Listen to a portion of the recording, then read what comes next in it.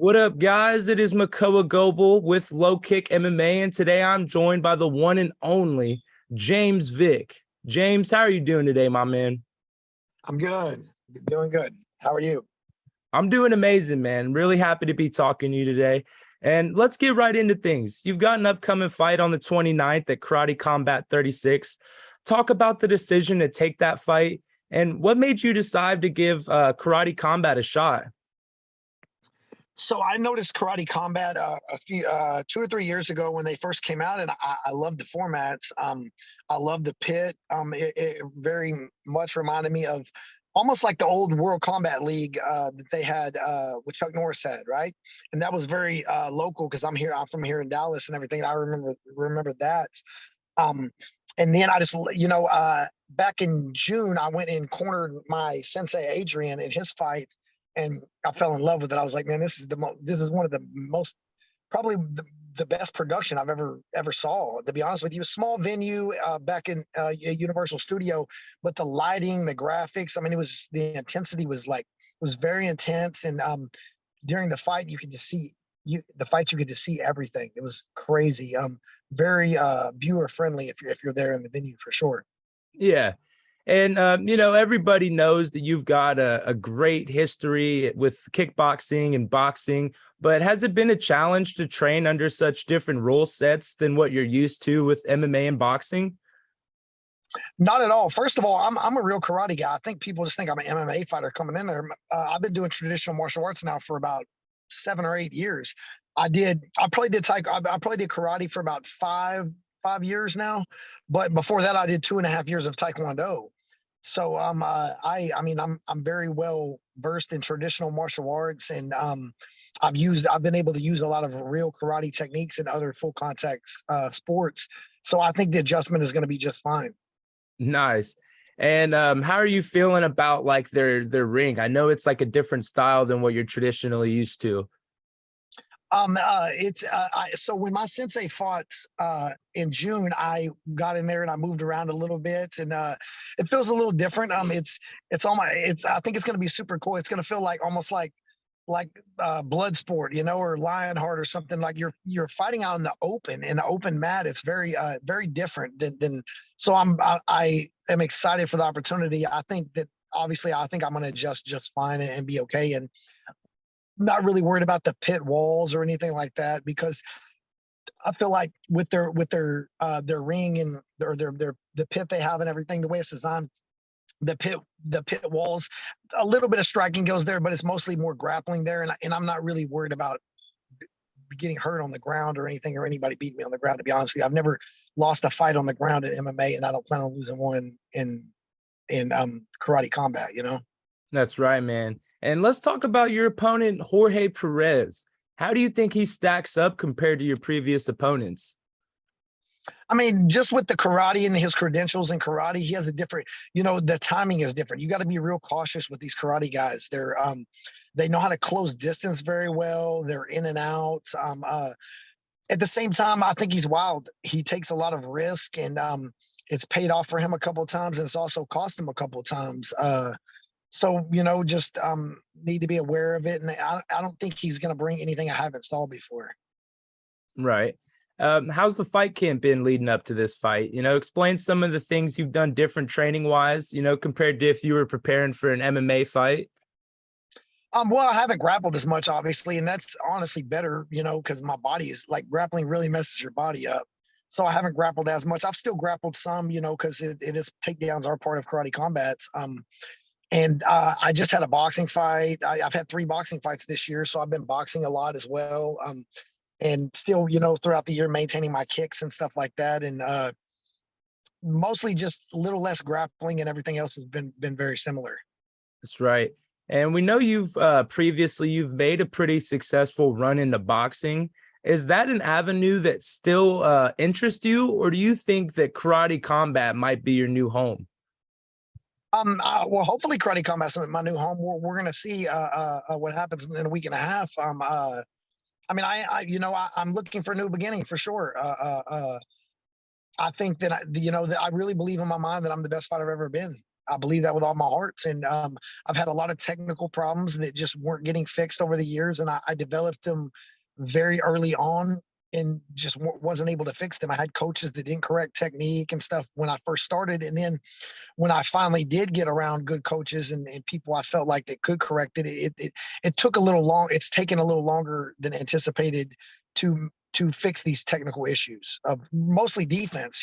And I've worked religiously on my defense. And I think just boxing for about, the last 6-8 months or so has really helped me a lot. I mean, obviously I'm still training the kicks and stuff, but I've worked a lot of defense and with punching, that's really the only way I've ever been beat. But, for the most part is just getting caught with bad defense. That's right. And my question to you is, let's say that Karate Combat was around at the same time that you were about to join the UFC. Would it have been a tempting offer or decision to make about joining Karate Combat over the UFC in this theoretical question we've got going on? I mean, it's honestly kind of for a fighter, at the end of the day, as much as I love this, you still got to make a living and make money. So it would have probably been who was coming to the table with the most money. Right. I mean, And I love another martial arts, promotion but that's, I'm sorry, go on. no, I mean, I love martial arts and I've patterned my life around this, but you still got to make money, still a prize fighter. That's right. And a lot of UFC stars who are great strikers, such as you, after they leave the promotion, a lot of them have been going to BKFC. And I know you love to box. Did the thought of joining BKFC ever cross your mind? Did you ever get an offer from them? I've talked to them multiple times, and honestly, I have very little interest in it because I'm more than anything, I'm worried with BKFC. I do like it. Don't get me wrong. And I watch it and I'm a big fan, but I'm more worried about breaking my hand in something like that, to be honest with you, because it's been 12 years since I broke my hand, but I have had 3 hand injuries. I broke my hand 3 times and I've had surgery on my hand back in 2009. So they would have to pay me a really high level money for me to consider it just because of injuries and a broken hand. Right. Let's talk about some UFC. We all know that you had a run there and you faced some of the greatest opponents that were in your weight division. Looking back at it all, would you do anything different? And what are some of the life experiences you've taken away from your experience in the UFC? I mean, for one thing, my time in the UFC was amazing. Being a full-time fighter was amazing. I'll be honest with you. And now I pretty much am. I coach full-time as well. So I coach, quite a bit, but I get to train within my classes. So it's still, I get to have a good lifestyle of being a fighter for sure. And I get to train as much as I need to. Being in the UFC was amazing. Traveling the world, training in Thailand, fighting in Australia. It's hard to say if I regret stuff. I will say this. I would have probably switched some coaches up for striking.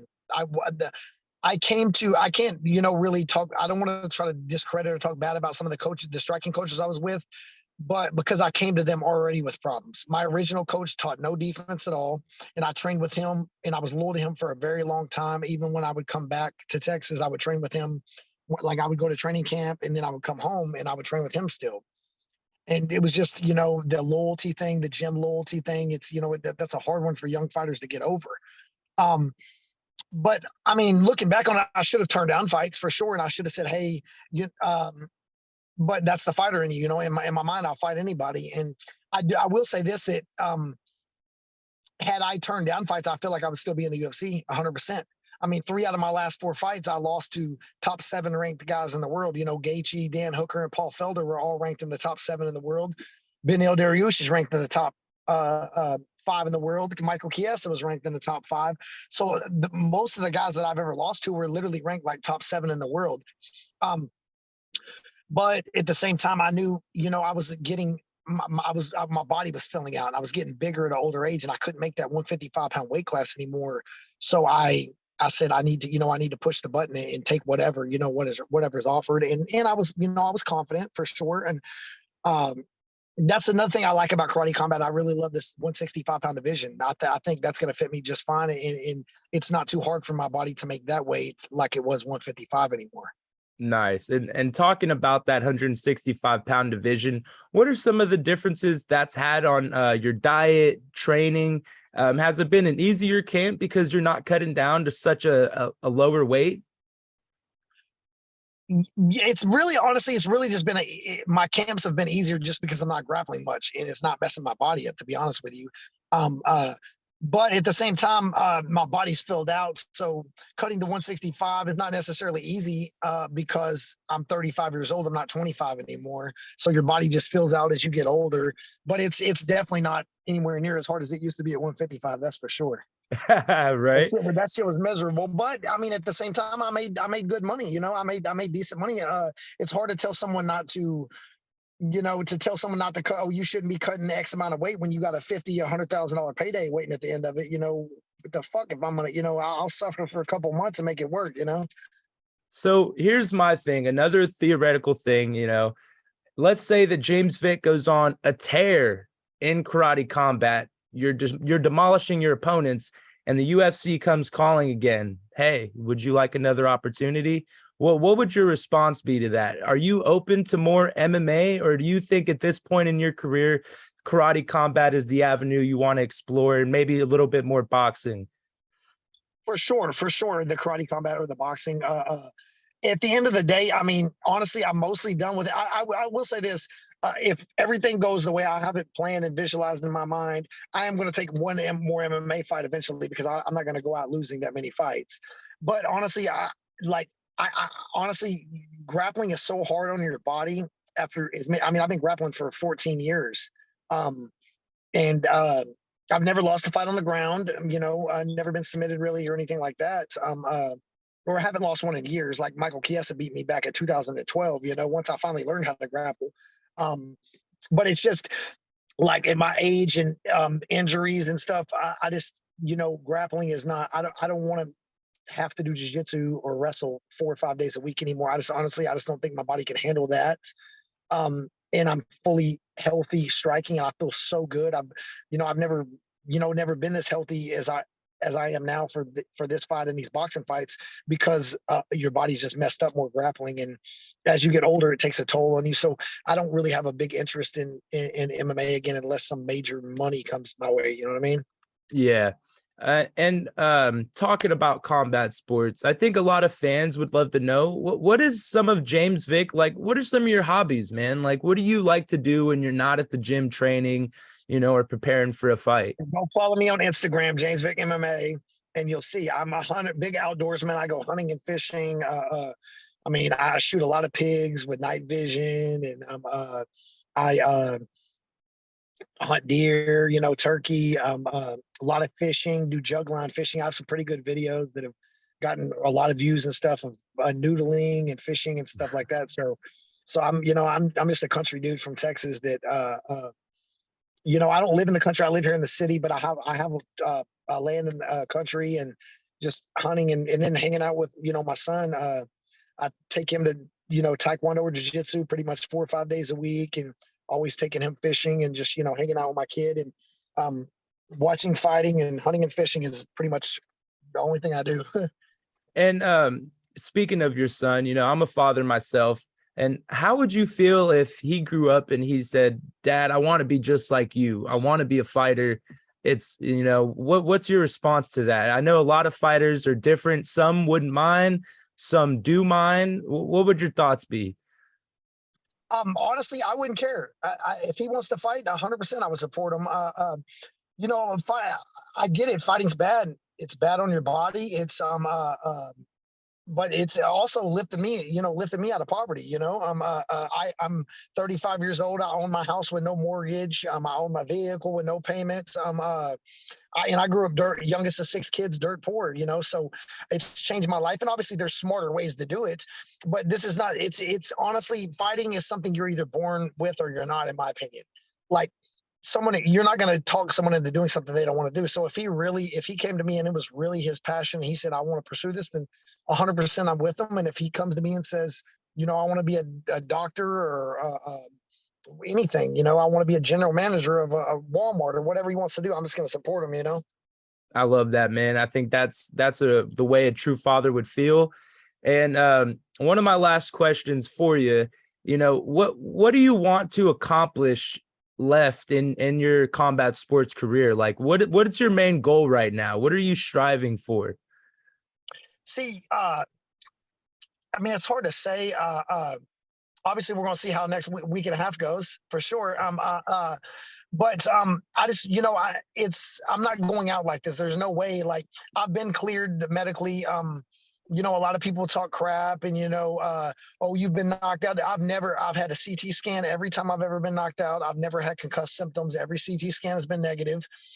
After I had surgery on my orbital bones, the doctor told me, that I would 100% be good to fight. I fought 3 times since then. No problems. I don't even think about it anymore. I spoke with Matt Mitrione about that because he had the same surgeon as me, and he said the same thing. He's like, I don't even think about it anymore. Me and him had the same surgeon.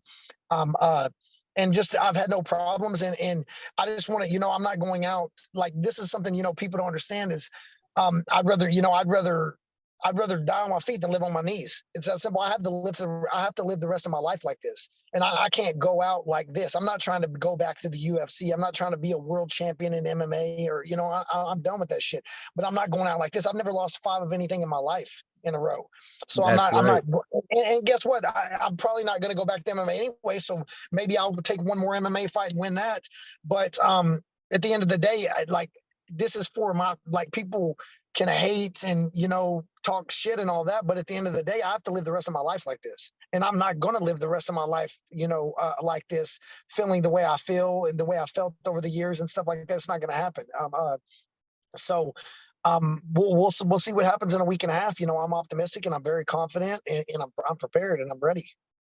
Man, that is deep. I love that. And I guess my last question before I let you go today is, let's say that you get that big shining victory that you're just talking about. Would that make you want to be like, all right, I'm done? Or would there be that competitive drive in you to? No, I'm going to keep fighting. When people ask me how long I'm going to fight as long as I want to fight. I'm a grown ass man. You know what I mean? And I'm healthy. There's literally nothing wrong with me. I'm super fucking healthy. Nice. There's nothing wrong with me at all. And I'm going to fight as long. I'm a grown ass man. I don't care about the opinions of a troll on social media. You know what I mean?